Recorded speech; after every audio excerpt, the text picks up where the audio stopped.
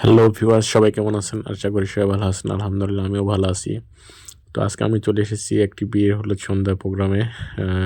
এটি আসলে আমাদের এক বন্ধুর বিয়ে। নাম জামিল। আমাদের পাশের গ্রাম বিশুপুরাতে বাসা। তো এখানে আমি একা আসিনি। আমাদের আরও আমার ২ টি বন্ধু এসেছে, নুসরাত এবং ইকবাল। আর আরও বেশ কয়েকজন আসতে পারেনি দূর-দূরান্ত থাকার কারণে। ঢাকায়, কেউ আছে বগুড়ায়। তো যাই হোক, আমরা একটু তাড়াতাড়ি এসেছিলাম সন্ধ্যার সময়।